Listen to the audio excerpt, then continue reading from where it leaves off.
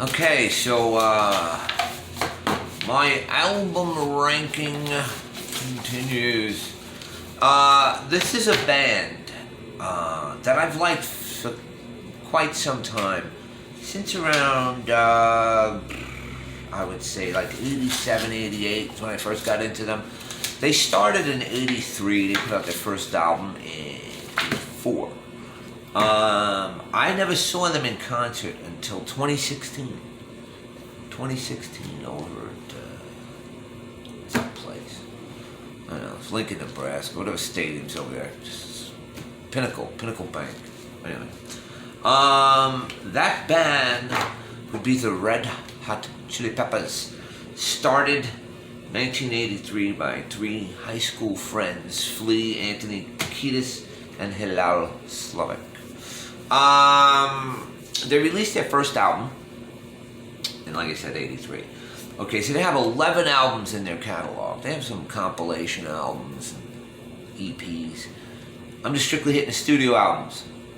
So we're going to start with number 11, which is their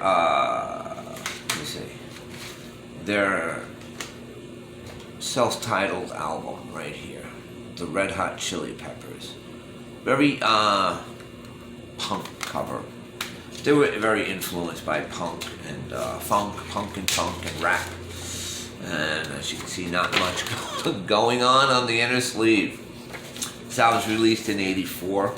I think to date it has sold upwards of like 600,000 copies worldwide. So, 1984's Red Hot Chili Peppers.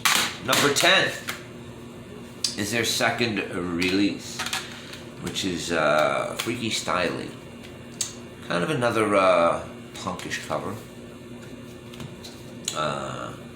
There's the band. That was like the band as a Jack Irons, Flea, Kiedis, Hillel Slovak. This was released in 85. Once again, not a lot going on the inner sleeves of these albums.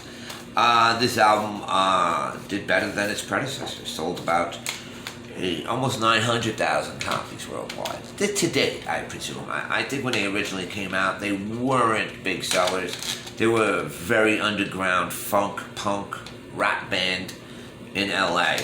That was like their main thing. I think the Chili Peppers kind of latched onto them. I mean, Beastie Boys and, okay, so that was 11 and 10. Number 9 would be, I'm With You. This is the first album after John Frusciante left again. This guy has a tendency to leave and come and go. Okay, Red Hot Chili Peppers, Flying a Pill. Flying a little Blue Chew. Fly Winds Up Dead, I guess COD. Not a bad album. I like it. I think it sold decent.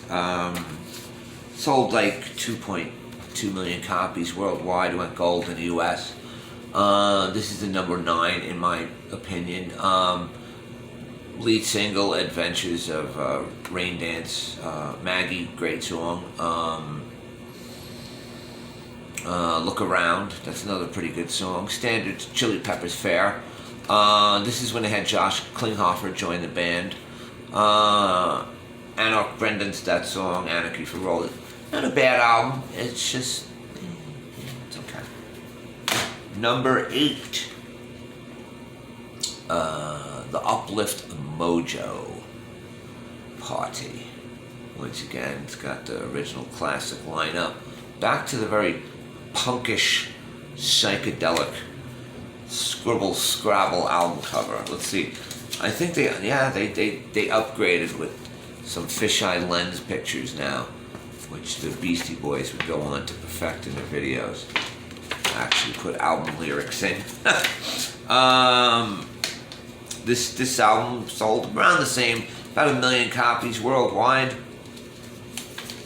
None of their first 3 albums really charted much in the US. It didn't even crack the top 100.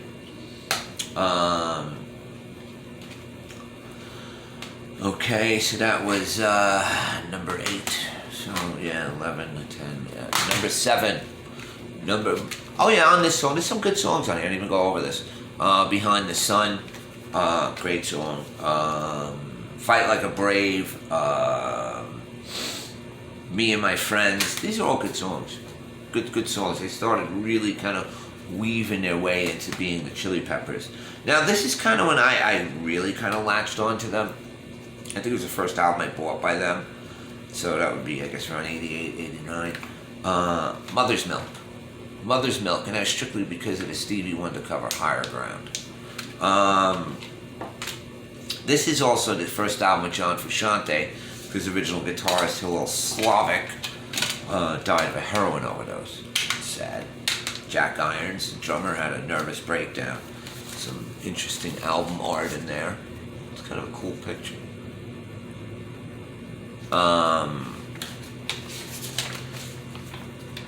Yeah, this is, I think, John Frusciante was like 18 or 19 years old when he joined this band. Good stuff on here. Higher Ground, obviously. What else? They do a cover version of Fire by Jimi Hendrix. Knock Me Down, that was a lead-off single. You see me getting high, knock me down. Okay, so this album sold relatively decent. To date, it's done about 2.6 million worldwide. It's the first album that broke into the top 100 for them. It's released in 89, actually, August 16th of 89. 31 years ago already. Wow.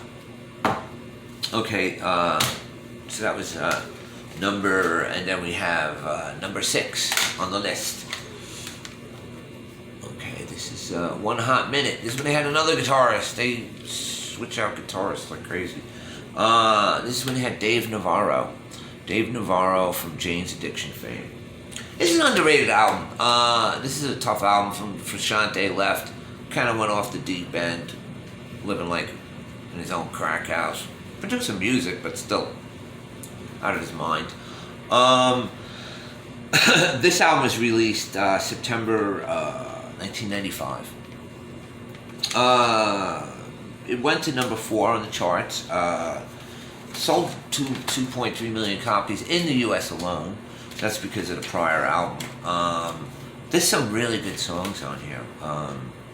Aeroplane, My Friends, Coffee Shop I like a lot. Transcending, that's a really rad song. It's long.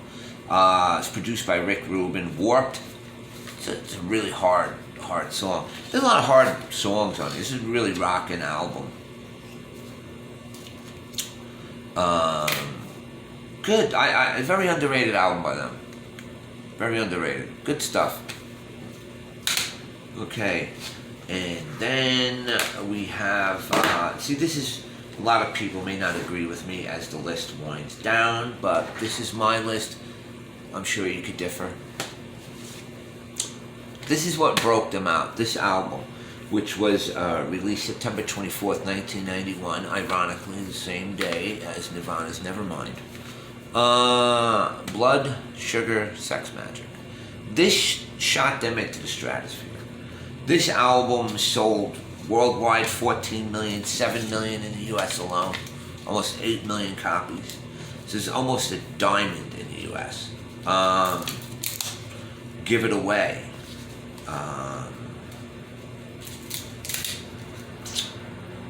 Breaking the Girl. Some pictures of Flea. Under the Bridge, which kind of like almost, you got soccer moms running around listening to Under the Bridge, a song about shooting heroin under a bridge in LA, because it was such a good song. It's just phenomenal. First album produced by, I think, Rick Rubin.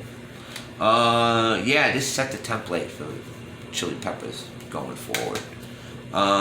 Phenomenal album. Just really good, outrageous stuff. So that would be my number 5 by them. Okay, So my number 4 would be this album, The Getaway, their last release. Josh Klinghoffer album, because Frusciante's gone again. But this is the second album with Josh Klinghoffer. Came out in June of 2016.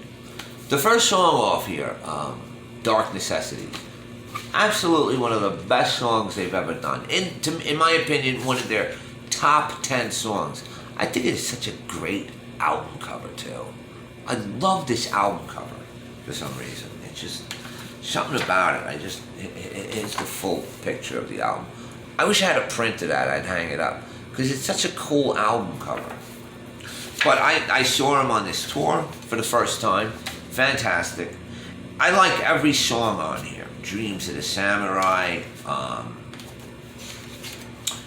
Dark Necessities, Go Robot, Goodbye Angels, Longest Wave, We Turn Red, very interesting song. The Getaway, the song itself, great song. So this would be my number 4, Dark Necessities.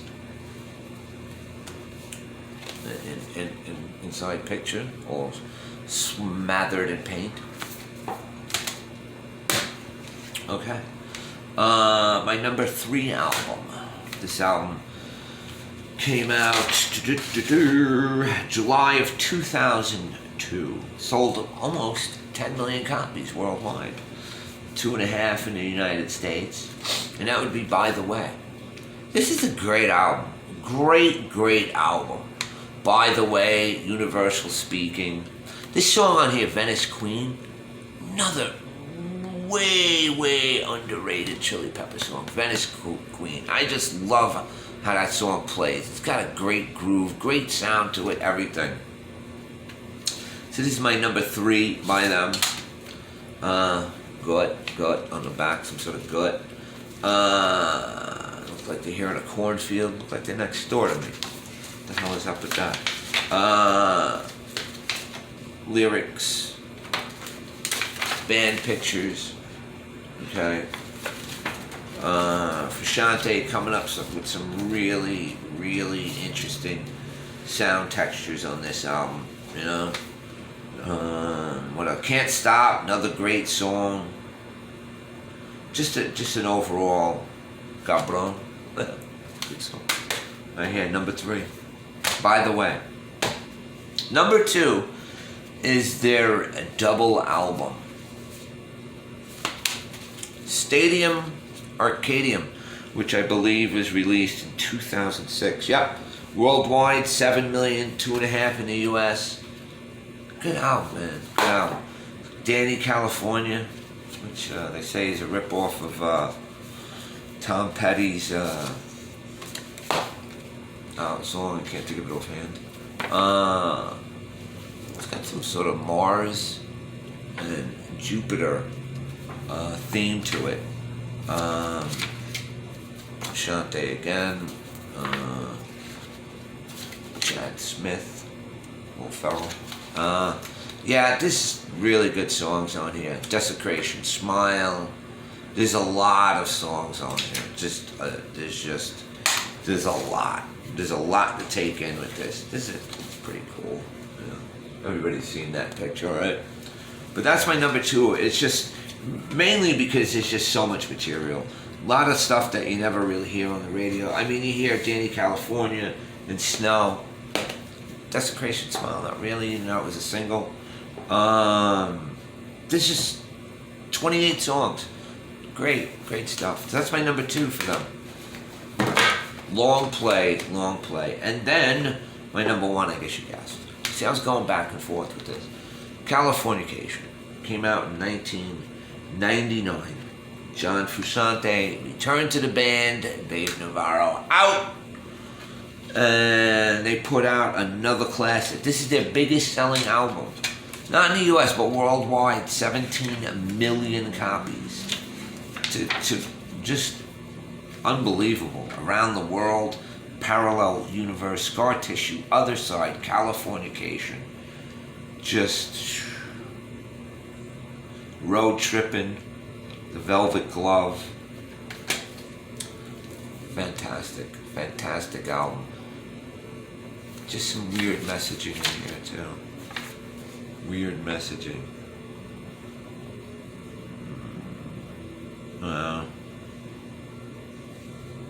Yeah, good stuff, man. Californication. Number 1. So, quick recap. Number 1 album, Californication. 2, Stadium Arcadium. By the way, The Getaway. Blood Sugar Sex Magic. One Hot Minute. Mother's Milk. Uplift Mojo Potty. I'm With You. Freaky Styling, which I didn't mention was produced by George Clinton. And self-titled debut, which to me really hasn't aged that well. But there you go, the Red Hot Chili Peppers. Zephyr song.